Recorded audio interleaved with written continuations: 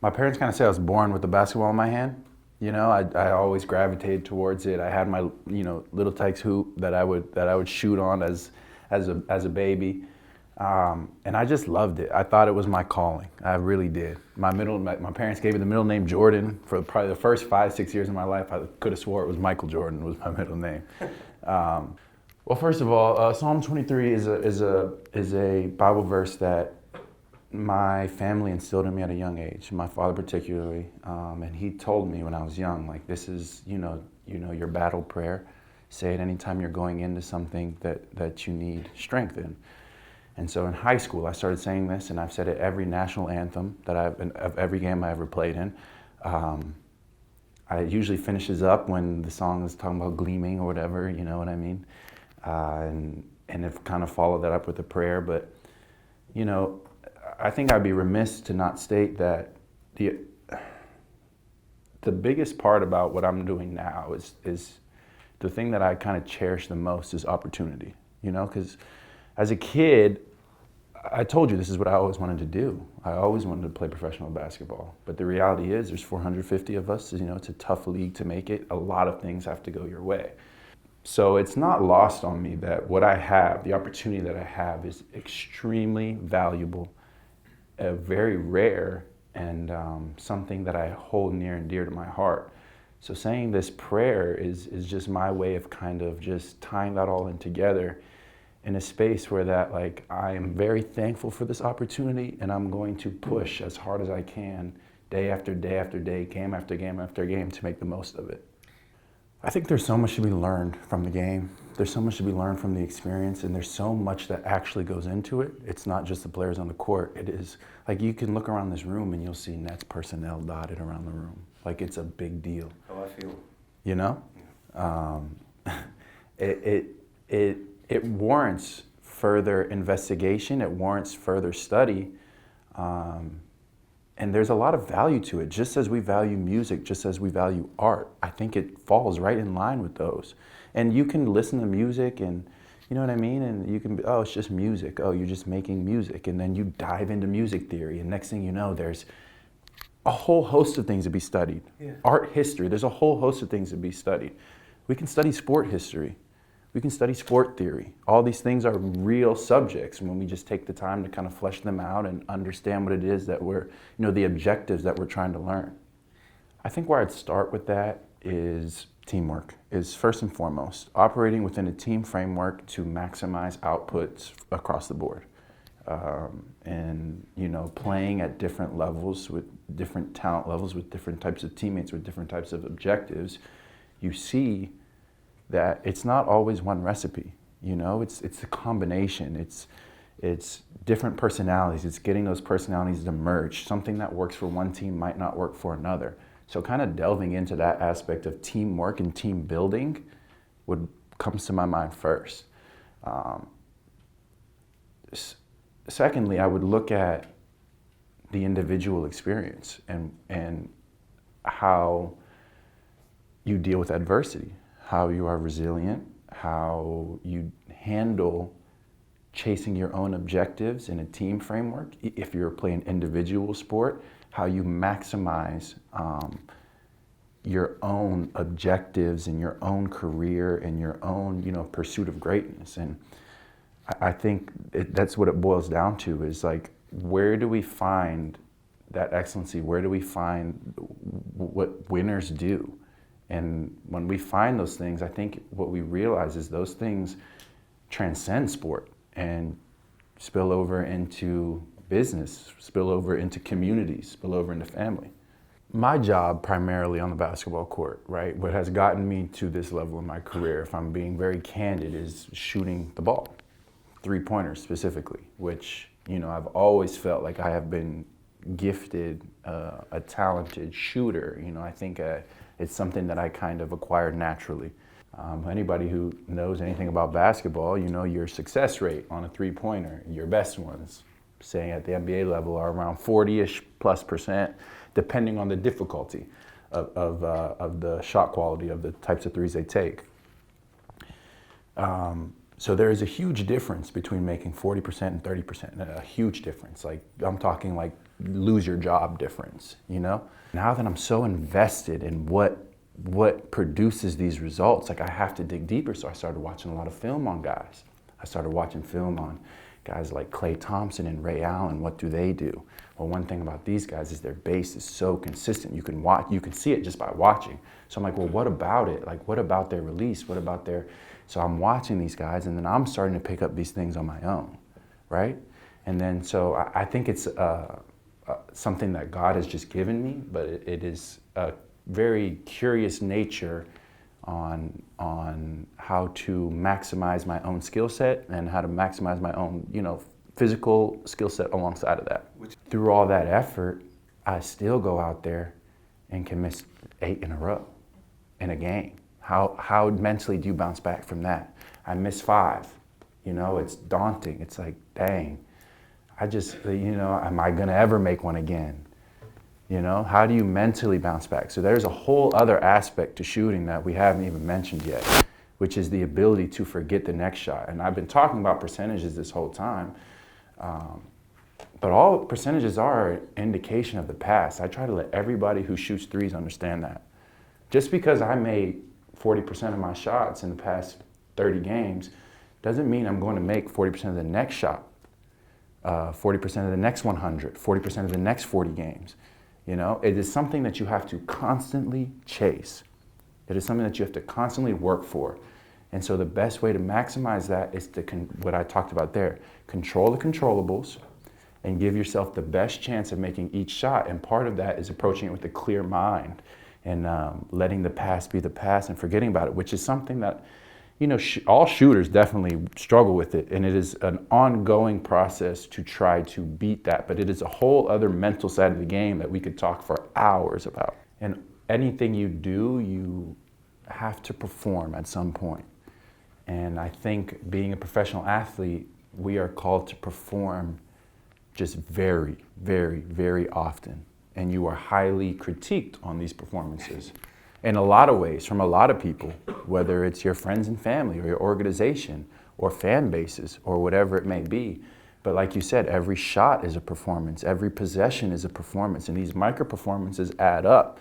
And it is a very good analogy to liken it to that big test, to that big interview, to that big presentation. I'm writing this paper, the papers say, end of first semester, due late November. I got hurt November 15th, 16th, so 2 weeks before the paper was due. And I had for weeks and weeks, went in my kind of study space, which for better or worse was the locker room, where I'd post up and write my paper. So, I'm talking weeks. I would go in there every night, look at my laptop, start to type things. There's a lot in the way, and I'd go shoot. I was just like, I need to go get shots up. But I think basketball is a very unique combination of skill and athleticism on that spectrum. And this could be controversial, I don't know, but you have maybe a sport like baseball where skill is of the highest priority. And if you can pitch the ball, if you can hit the ball, good. But the physical demands, the mental demands are extremely high. The physical demands are high because of the repetitive nature of it and the fact that you play 160 games, but each game is not physically training you the same way maybe a football game is. Where a football is so technical, there's so much details to the film, to the game planning aspect of it. But when you get out there, like you are somebody that's going to hit the person in front of you, you're going to tackle, you're going to understand schemes, you're a defensive back, you're a receiver running routes, you're a quarterback picking all this apart. That physical demand is super high. But once your skill is honed in, then it's kind of there, Basketball, I think, is a unique combination of athletic elements when it comes to, I can feel perfectly capable. I can feel I'm in a great spot going to the game. I'm mentally fresh, but like that skill aspect, anything can happen. I can make every shot in warm-ups. That doesn't mean I make every 3 in the game, but that is my performance for the game, right? And I think that's the unique aspect of basketball where, like, those micro performances are extremely, extremely elevated. And like I said, I do think that warrants a deeper discussion when it comes to what it takes to win, what it takes to keep your team moving forward, what it takes to keep an individual athlete moving forward, and in that whole team building process. It's a very dynamic process is what I'd call it. Very dynamic in all aspects of it. The way that our dynamic works right now is that we have all, from the very beginning, it created a competitive environment, for better and for worse, where we're going at each other. You have a good game, you're jawing off a little bit. When something happens, we're always in competition. Who had more high school points? Who had more rings? Who did this? Who did that? And it elevated all of us in a certain way. It triggered something in all of us to just compete. And my oldest brother is 32, my youngest is 19. But just, that 13-year gap, me and Puffs sit in the middle, it was a way for all of us to push ourselves a little bit further, push ourselves a little bit harder, to try to accomplish more.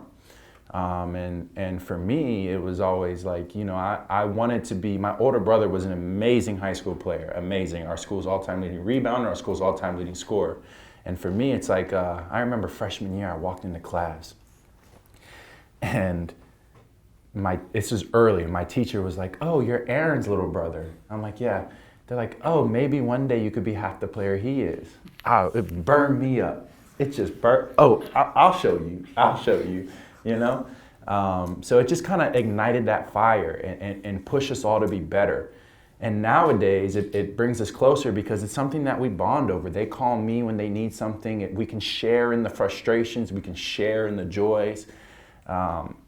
And it's funny because it's not always a perfect process. Like Puff called me last season, or I think it was last season. He called me and he was venting about anything in the world.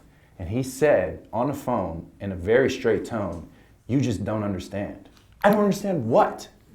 Everything you're doing, I've been through. You miss shots, I've missed shots. You're playing in college, I played in college. All these things that you're talking, you have expectations, I had expectations. I am literally the person to talk to that understands. I am the person that understands. So it's a way that we have found that we can get together, that we can collaborate, that we can push each other. One thing that I've been very, very blessed to do is I kind of have my off-season set up in Arizona, which I played for the Suns for a little bit, and I loved Arizona, so I made it kind of a permanent home. And I have a very, very, very, in my opinion, competent off-season setup out there. So it brings me so much joy that I can have my little brothers, and they love being at my house. They stay at my house, they work out with me, they work out with my trainers, they use my weights, they use my courts, they use this. And it's access that not a lot of people have. And they appreciate it, and they love it, and they live for it. And so for me, the opportunity to bring my family together through sport is amazing, to help provide for them, to help give them every opportunity possible. And so it kind of, leads us in the off seasons to spending a ton of time together. And that time extends beyond the court, where we're hanging out, we're doing this, we're going here, we're going there. But it is a huge thing that brings us together. And, those bonds are obviously for life, but as we get older, people really can, anybody who has siblings that are older and off on their own, it's kind of easy to separate. And for right now, the game definitely glues us together. And it will forever. Good question. Thank you, Elsa. Thank you. And this is, it's high level stuff. And it's stuff that my first year in the league, I was very green to. I didn't understand it. I didn't really know it. And then you pick it up a lot in the NBA through trial, okay? But what you said was spot on. And if you comb back a little further, we were really bad in the beginning. But we played with effort. We always played with effort. It's just, you have to have somewhere to direct that effort. So what swung the three-point defense for us, one, things are just going to sway. Some teams are going to get hot and make a lot. Some teams are going to go cold. So you're going to have those moments where that happens. But as a defense, there is a huge process to influencing that, as you said. Now, you actually hit it on the head with poor gambling decisions, something as simple as like, do not strong side help corner. Like our analytics department breaks down everything to the nines. And I'd assume that we only get maybe 4 or 5% of that information actually comes to us because they want us to worry about playing. They don't want us to get consumed with analytics. But our coaching staff sits there for hours and hours and hours, and then they pick and choose these aspects that are actually identifiable that we can actually do something about. So one quick example was our overall defense would have improved dramatically over the last, let's say, 20 games if we limited teams to one less catch and shoot corner attempt.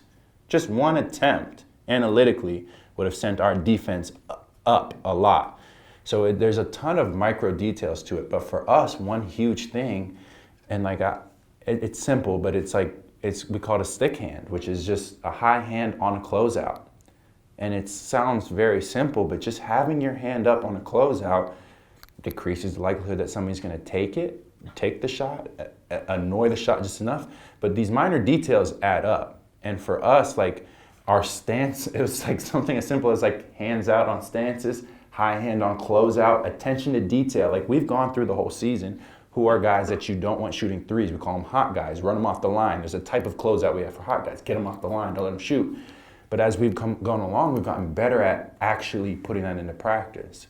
Well, when everything is new, it's not second nature. So we started with the emphasis is just play hard, ball pressure, play hard.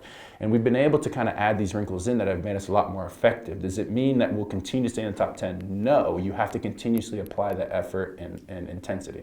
One, trying to understand that everything happens for a reason and injuries are part of it. And if it's your time, the ball's going to stop bouncing at some point for everybody. So all you can do is put your best foot forward to rehab it and get back. I've had a handful of surgeries over my years playing, 5, maybe 6. And every time it's like, I have people around me that support me, but I have trainers, physical therapists that talk to me about the mental side of it, which is really important, and the recovery aspect of it. And so it has always made it easier for me to approach that, and that like I can make my way back from this. I can come back stronger. I can come back better. You focus on that day to day. You focus on what can I do today to make myself a little bit better, rather than focusing on the like, oh, I got 5 months before I can play again. And it's kind of learned, but I encourage anybody who's struggling with it to talk to somebody. Like I try to talk to whoever I can. I've had teammates that have had those random just bumming injuries and and they just need somebody to help pick them up sometimes and let them know that like they can get through this. Because a lot of those days when you're dealing with injuries, surgeries, whatever, they're dark. They're dark and they're very uncomfortable.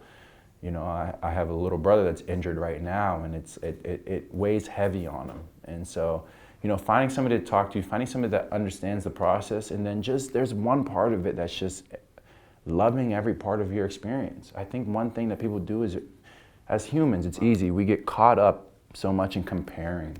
What is this person doing? What is that person doing? I'm supposed to be doing this. This person's doing this. But like your story is your own. So just like love every bit of it.